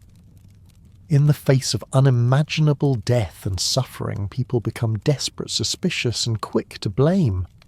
This search for a culprit for a reason, any reason for the widespread calamity, becomes frantic. This fear not only isolates individuals, but actively undermines the very social cohesion that is often crucial for survival in your challenging world. The invisible enemy of disease or famine transforms into a visible human enemy, turning your community into a battleground of suspicion. The economic pressures you constantly face, widespread famines and devastating diseases like the Black Death, foster an atmosphere of deep despair and nihilism. When life is so brutally short and suffering so pervasive, a sense of hopelessness can easily take hold. This despair in turn fuels a frenzied search for tangible enemies to blame. If God's will is unfathomable and nature is indifferent, then a human malevolent agent offers a simpler, more satisfying target. This leads to a relentless hunt for supernatural culprits, for witches, and those who consort with demons. The desire to find someone, anyone, to hold responsible for the overwhelming suffering becomes a powerful, often uncontrollable force, driving communities to horrific acts of violence against their own members. Within this climate of deep despair and frenzied scapegoating, the alleged pacts with the devil and the perceived malevolent powers of witches are not seen as isolated incidents. For you, and for the authorities, they represent a vast, insidious conspiracy against Christendom itself. This isn't just about a few individuals dabbling in dark magic. It's conceived as a systematic, organised effort by Satan and his human agents to undermine faith-corrupt souls and ultimately destroy Christian society. This apocalyptic worldview justifies the ruthless persecution of suspected witches as a means of restoring order and combating an unseen omnipresent evil. You understand that every witch trial, every burning at the stake is viewed not as an act of cruelty, but as a righteous battle against the forces of darkness, a necessary measure to protect your very way of life and the salvation of your collective soul. The enemy is everywhere, lurking in shadows, and its defeat requires extreme vigilance and unyielding force. Now, having laid bare the macro-level realities of power control and societal response, let us turn our gaze to the intimate spaces of daily life. Here you'll discover how these grand narratives of folklore hierarchy and power permeated the very fabric of individual experience, shaping your routines and infusing every moment with a peculiar, unsettling quality. Your home, for instance, the place where you seek refuge and solace, is far from a secure sanctuary. Homes are perceived as fragile, vulnerable spaces constantly under threat from unseen supernatural entities. You understand that demons, malevolent spirits or witches can easily enter your humble dwelling and wreak havoc on residents and possessions. The flimsy wooden walls, the thatched roof, these offer little protection against incorporeal threats, making your haven feel perpetually permeable. This sense of vulnerability is deeply tied to the very atmosphere of your domestic space. Imagine the shifting gleam of candlelight that illuminates your small dark home on a long night. These aren't just shadows. They transform mundane domestic spaces into eerie canvases where terrifying creatures take on a vivid, unsettling reality. A dragon's shadow might seem to coil in the corner, a demon's eyes might gleam from the depths of a dark cupboard, or the outline of a witch's crooked nose might be glimpsed in the distorted light. Werewolves too might seem to pace just beyond the thin door. These creatures, usually confined to the imagination, become palpable presences within the home, infusing your sanctuary with a constant sense of lingering dread. You learn to interpret every creak, every gust of wind, every unexplained sound as a potential sign of their presence, making true peace and quiet a rare luxury. Despite the fear these stories evoke, the hearth itself serves a dual purpose. It is paradoxically the central place for storytelling. Here, in the communal warmth and light of the fire, the shared anxieties about the outside world's monsters are brought into the heart of the home. You gather with your family, perhaps huddled close for comfort, as tales of terrifying creatures and malevolent magic are recounted. Yet even as the stories foster a sense of shared experience, they are still infused with a sense of lingering dread. The firelight, while comforting, cannot fully dispel the shadows that these stories summon. You listen, your eyes wide, perhaps clutching a small charm, knowing that the terrors recounted are not just fables, but real possibilities that can breach the fragile walls of your home at any moment. The hearth, then, is both a source of warmth and a stage for your deepest fears. This pervasive fear you find often dictates certain daily protective measures. These aren't grand rituals, but small routine acts integrated into the rhythm of your life. You might hang specific herbs like rowan or garlic over doorways and windows, believing them to ward off evil spirits. You might carry small talismans blessed by the priest, or imbued with ancient folk magic to protect yourself as you venture outside. Or you might utter quiet charms and prayers as you lock up for the night, integrating superstition into the routine of securing your shelter against unseen malevolence. These small daily acts become habitual, a constant negotiation with the unseen world, a way to assert a meagre sense of control in a world where you often feel powerless. They are quiet rituals of survival, whispered assurances against a world eager to inflict its terrors upon your vulnerable home. Your daily existence is not just shaped by the haunted home, but also by what you place upon your table. Diet and sustenance in medieval Europe are constantly overshadowed by fear, making every meal a precarious affair. Anxieties about food security are pervasive and deeply personal. You know intimately the struggle to grow enough to store enough to simply survive. When misfortunes like blighted crops or souring milk occur, they are not merely agricultural setbacks. They are frequently attributed to the malevolent magic of witches rather than natural causes. You understand that a failed harvest isn't just bad weather. It's a curse, a deliberate act of evil aimed at your very livelihood. This personalization of misfortune means that your hunger, your family's hunger, often comes with a side dish of suspicion and fear, turning every unexplained loss into a potential act of sorcery against you.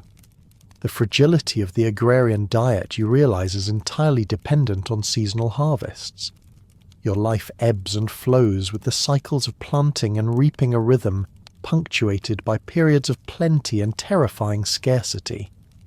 Any unexplained loss of crops or livestock, therefore, is not merely a natural disaster, a cruel twist of fate. Instead, it becomes a cause for deep suspicion and fear of supernatural interference. If your cattle suddenly sicken and die, it's not just a disease, it's a witch's hex. If your wheat crop withers before maturity, it's not just poor soil, it's a malevolent spell. This belief system transforms the very act of growing food, your primary means of survival, into a constant battle against both natural elements and unseen magical forces, adding an immense psychological burden to your already arduous labour.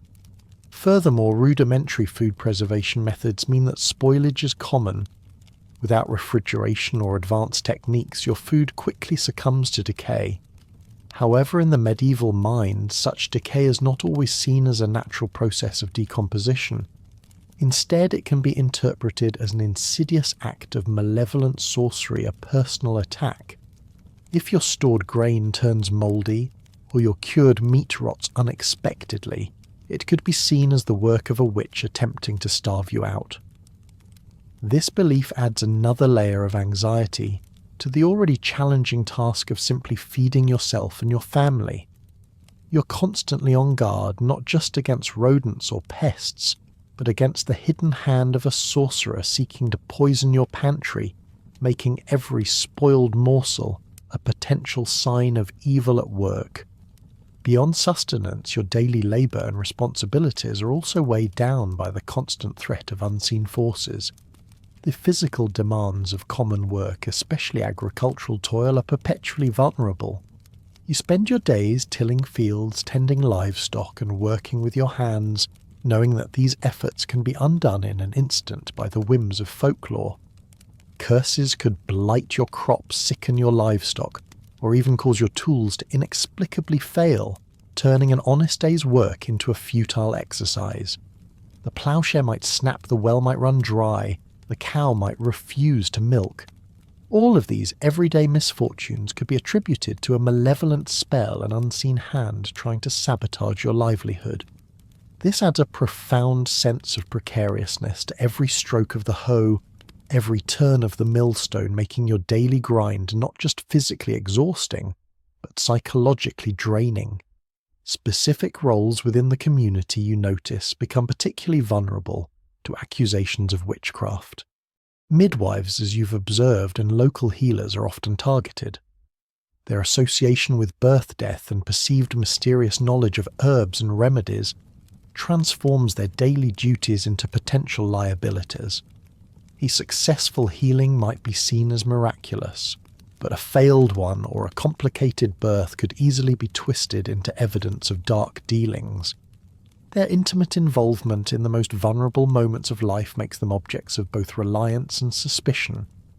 You understand that performing such a vital service in your community comes with the grave risk of being accused of the very evil. They are meant to ward off a chilling irony that highlights the pervasive fear of the age. For other classes in medieval society, their daily labour extends beyond manual toil and is intimately intertwined with the need for spiritual vigilance against supernatural temptations and threats. Imagine a knight whose days are filled with training for combat, maintaining his armour and managing his estate. His labour isn't just physical, it's also a constant exercise in spiritual fortitude, guarding against succubi that might tempt him to forgo his vows, or demons that might whisper promises of power in exchange for his soul. A merchant embarking on a perilous journey faces not just bandits and rough roads, but also the fear of curses blighting his trade or mischievous spirits leading him astray. A cleric deep in his studies must constantly be wary of diabolical possession or demonic illusions attempting to corrupt his faith and knowledge. For these individuals, their responsibilities carry an added layer of psychological burden, a constant battle against unseen malevolent forces that seek to undermine their work, their virtue and their very salvation. The constant effort to protect one's livelihood from perceived supernatural attacks, be it through charms, prayers or community action against a suspected witch, adds a profound and unsettling psychological burden to daily life. You don't just work, you work, and you constantly ward off unseen evil. Every planting season is accompanied by blessings, every animal birth by protective rituals. If your cow falls ill, you might try a mixture of folk remedies and prayers, perhaps even a local charm before resorting to more drastic measures like accusing a neighbour. This constant vigilance, this need to constantly negotiate with the spiritual realm for mundane survival, creates a pervasive sense of anxiety. Your life is not simply about effort and reward. It's about a relentless, unseen battle, making every success feel like a hard-won victory against both natural adversity and supernatural malevolence. Now let's consider the earlier stages of life, childhood and education. You realise that childhood experiences are profoundly shaped by the pervasive folklore of the age. From a very young age, children are constantly exposed to cautionary tales and frightening stories of monsters, malevolent entities, and the dangers lurking just beyond the known world. These are not just bedtime stories. They are fundamental lessons in how to perceive and navigate a world teeming with both visible and invisible threats. You learn about the mischievous fairies that will steal you away if you stray too far, the lurking werewolves in the ancient woods, and the terrifying power of witches. These stories instill a sense of fear, but also a respect for boundaries, and an understanding of the moral universe your elders wish to impart. Perhaps the most terrifying fear introduced in childhood, casting a chilling anxiety over the earlier stages of family life, is that of fairies stealing infants and replacing them with changelings. You learn of this possibility early on, and it colours your perception of every newborn. A quiet, sickly child might be seen not as merely ill, but as a changeling, a demonic imposter. An overly boisterous or unusual child might also raise suspicion. This fear marks every unusual child with a potential supernatural origin, creating a profound sense of unease and emotional distance within families. Imagine the silent dread, the unspoken question in the heart of a parent. Is this truly my child? It's a haunting question that can undermine the deepest bonds of love and trust. making childhood itself a vulnerable, often unsettling phase of existence. Education for most you observe is primarily practical and vocational, passed down from parent to child through direct experience. There are no formal schools for the vast majority of the population. In this context, oral traditions and folklore serve as significant informal teaching tools. They impart not just moral lessons, but also explicit warnings about dangers both natural and supernatural. You learn practical skills for survival, but interwoven with these are stories of how to avoid the attention of a certain spirit, how to interpret an omen or what protective charms to use. These stories are your informal curriculum shaping your understanding of ethics, danger, and the complex, often frightening spiritual landscape of your world. They teach you how to behave not just in society but in the face of the unknown. Through these stories, you as a child learn about the disturbing world you inhabit, both its tangible and intangible threats. From a young age, you're prepared for a life of vigilant superstition and strict adherence to community norms. These lessons are not optional. They're essential for warding off evil and ensuring your survival, both physical and spiritual. You learn which plants offer protection, which actions invite malevolence, and which rituals can appease angry spirits. This education, steeped in folklore, ingrains in you a worldview where the supernatural is not a distant concept, but an active, ever-present force influencing your fate. You grow up understanding that simply existing in the medieval world requires constant awareness and a deep respect for the invisible powers that shape every aspect of your life, from the food on your table to the safety of your home. It's a childhood less about carefree play and more about learning to navigate a landscape fraught with hidden dangers, both human and otherworldly. Now let's briefly touch upon what we've consciously omitted from this deep dive into medieval European folklore.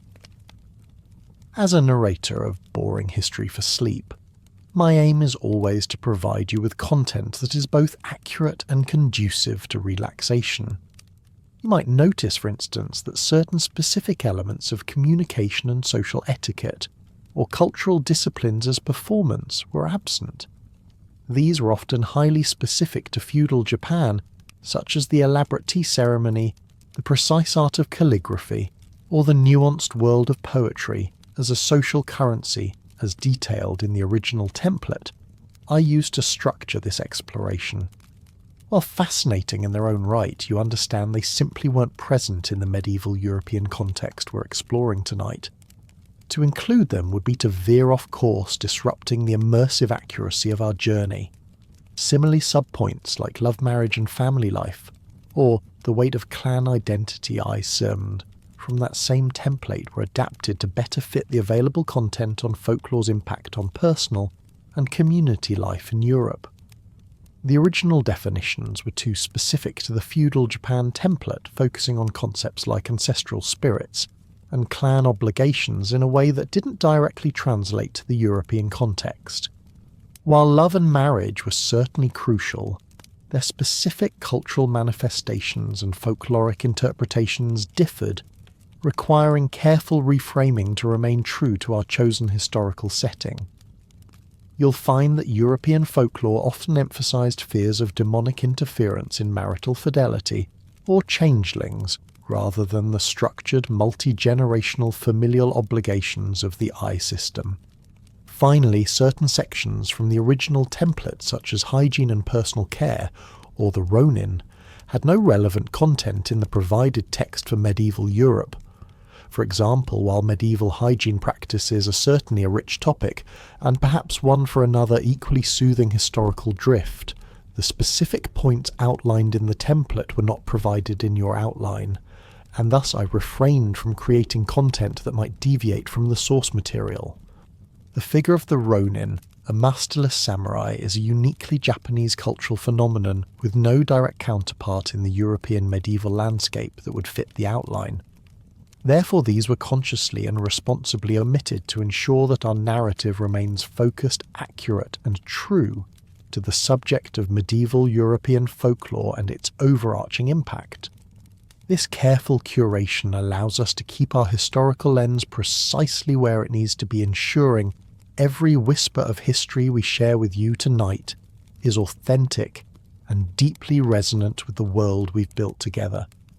Now, as you gently navigate through these considerations of what has been included and what meticulously omitted, let's turn our focus to a deeper understanding of the foundational realities of medieval Europe, those overarching structures that permeated every layer of existence, not just influencing, but defining the canvas upon which folklore was painted.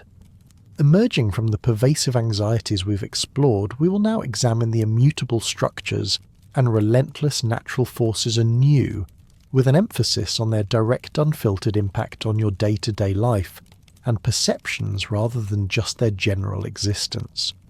Consider for a moment the inescapable social hierarchy you inhabit, a fragile order that dictates almost everything. From the moment of your birth, your place on this rigid ladder is largely fixed. You don't merely observe the king and nobles at the apex. You understand that their power directly translates to your subservience, shaping your opportunities, your duties, and even the very language you use when speaking to those above you.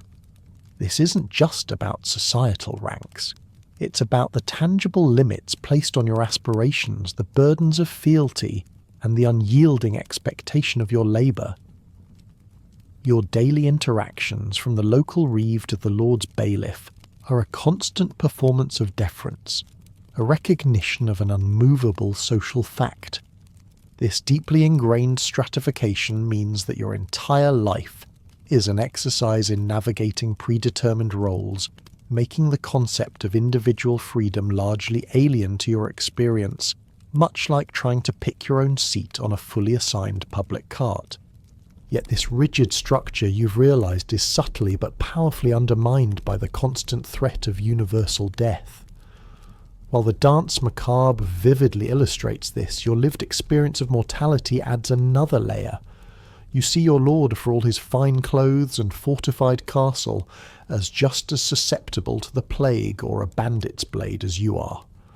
This disturbing shared mortality isn't just a grim thought.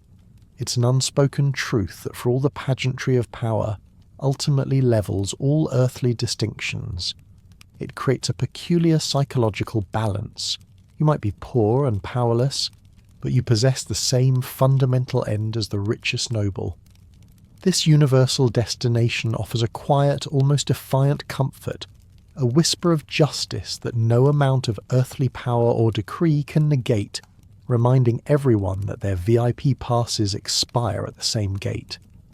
The clergy you observe wielded immense and complex influence, extending beyond mere spiritual guidance. They were powerful landowners, often holding sway over vast tracts of land, and the peasants who worked them, including perhaps your own family. Their pronouncements on morality, sin, and the supernatural weren't just abstract theology. They were laws that governed your behaviour, shaping your fears and influencing communal actions. When a priest condemned sorcery as a demonic art, it wasn't just a sermon. It was a mandate for vigilance, a direction for where to channel your anxieties when misfortune struck. Their authority, both spiritual and temporal, meant that the Church was not only a central pillar of social order, but also a formidable, ever-present force against perceived heresy and the insidious threat of witchcraft, its presence woven into the very fabric of your daily calendar. And within this rigid social structure you discern a chilling pattern. Accusations of witchcraft and demonic pacts almost invariably targeted those on the margins of society. This wasn't random misfortune, it was a societal mechanism. Poor elderly women, often widowed, and without male protectors, or those with unusual habits or knowledge of traditional remedies, became convenient scapegoats for collective anxieties and the inexplicable cruelties of life. You recognise how these accusations reinforced existing power imbalances, providing a sanctioned outlet for communal frustration and a brutal means for the powerful to control the vulnerable.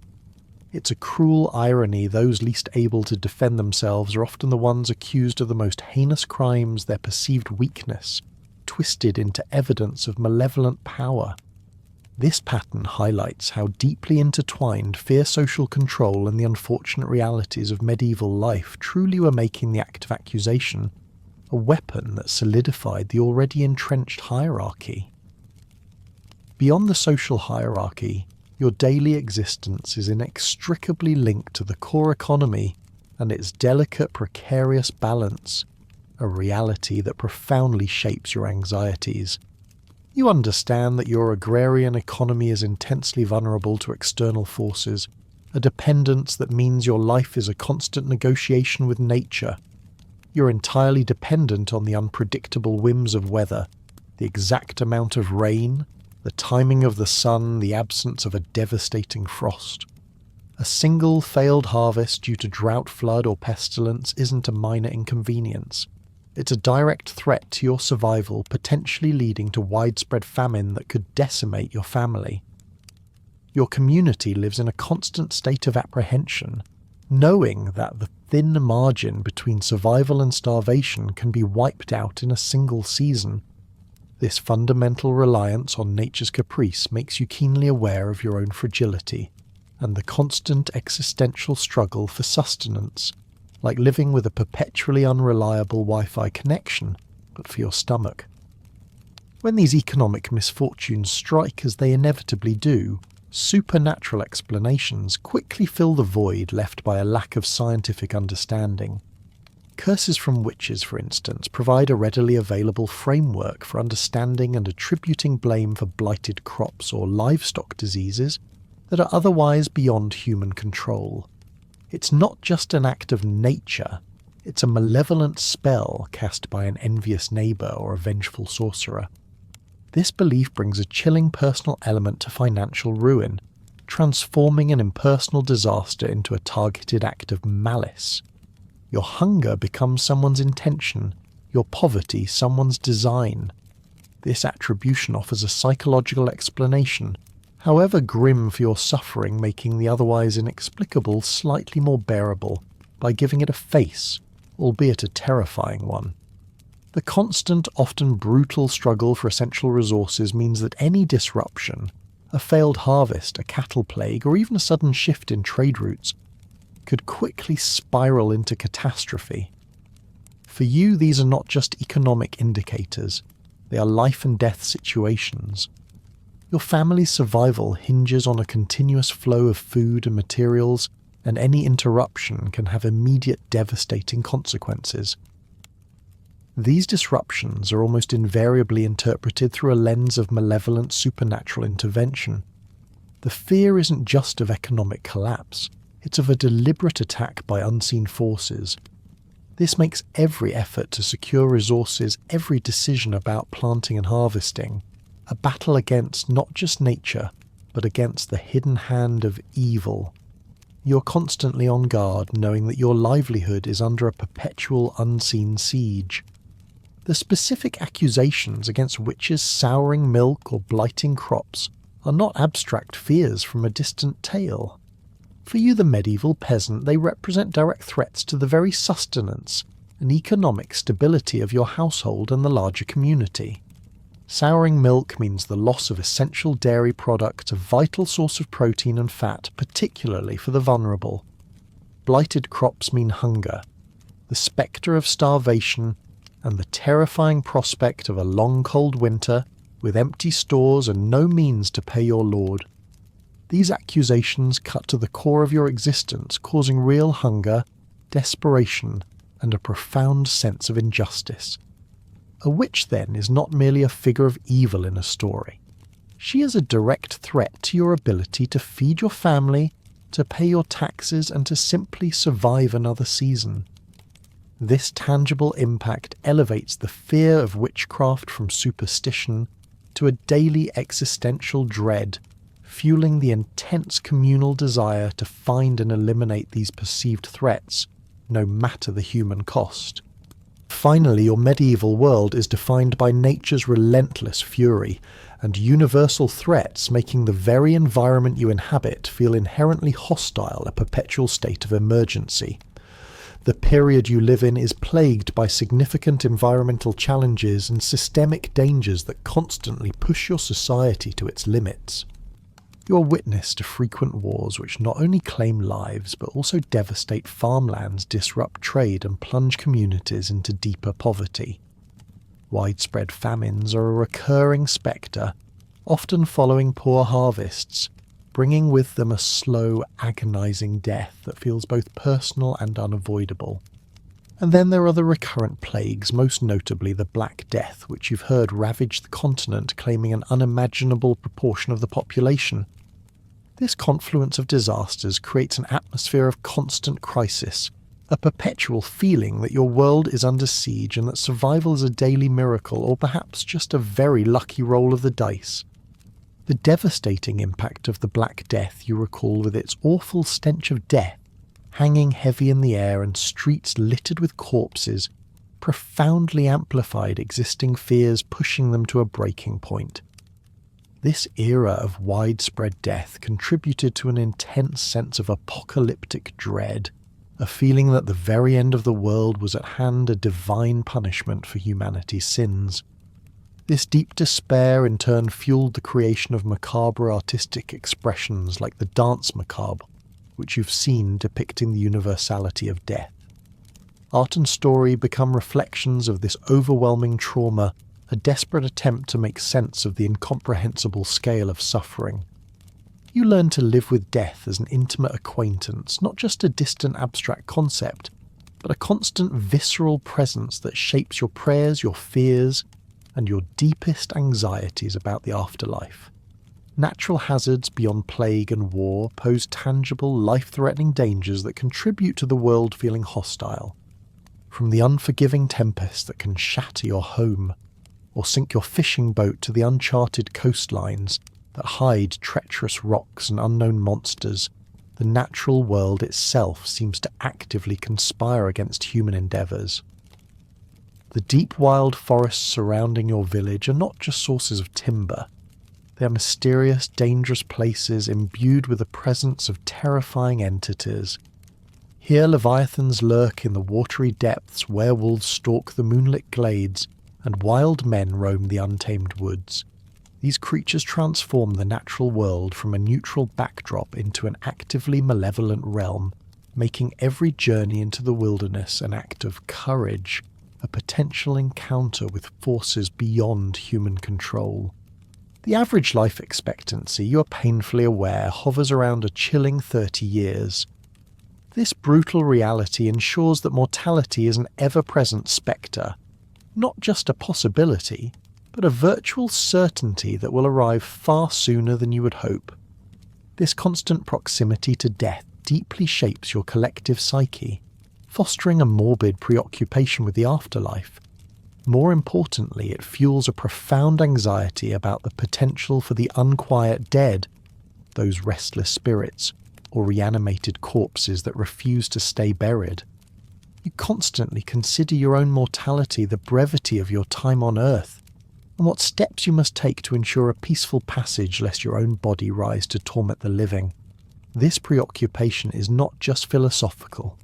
It's a practical daily concern that influences your actions, your piety and your interactions with both the living and the dead. The lack of formal and effective relief efforts for these widespread disasters means that communities often feel helpless and abandoned in the face of overwhelming suffering. When famine strikes or plague sweeps through, there are no robust state-sponsored aid programs, no organised medical infrastructure beyond rudimentary local efforts. You're largely on your own left to grapple with the overwhelming suffering with limited resources and even more limited understanding. In this vacuum of effective aid, you instinctively turn to folklore and superstition to find meaning or explanations for your relentless suffering. When rational solutions are absent, the supernatural steps in offering a narrative, however frightening for the chaos around you. These explanations, whether curses or divine punishment, provide a framework for understanding, even if they offer little in the way of practical solutions, making the inexplicable slightly less terrifying by giving it a name and a story. Finally, the medieval wilderness itself, the vast untamed forests, the desolate moors, the treacherous mountains is not just physical space. It is a liminal space, imbued with profound spiritual and supernatural significance. It is conceived as places where unseen, often malevolent forces can intercede in earthly affairs. The deep woods are where fairies hold their court, where werewolves undergo their terrifying transformations, and where wild men stalk their prey. These are the boundaries, the thresholds between your ordered human world and the primal chaotic realm beyond. To enter the wilderness is to step outside the familiar, to expose yourself to forces that defy human understanding and control. You approach these spaces with a mixture of reverence and deep fear, knowing that within their depths anything, however terrifying, is possible, and that the unseen world is always waiting to assert its mysterious power over the fragile order of your life. As the last echoes of medieval fears gently fade, allow your mind to drift slowly back to the comforting quiet of your own time. The shifting gleam of long-dead hearths is replaced by the steady glow of your modern lights, and the chilling whispers of witches and revenants give way to the gentle hum of your fan or the distant familiar sounds of your own world. You've walked through a time where every creak in the night, every failed harvest, every unexplained illness carried the weight of supernatural dread, a world where the lines between reality and nightmare were profoundly blurred. You felt the fear of the unknown, the struggle against unseen forces, and the grim solace of the dance macabre. Now, as the centuries melt away, take a moment to appreciate the quiet sanctuary of your present moment. The fears of changelings and diabolical pacts are distant echoes, replaced by the warmth of your blanket and the certainty of your home.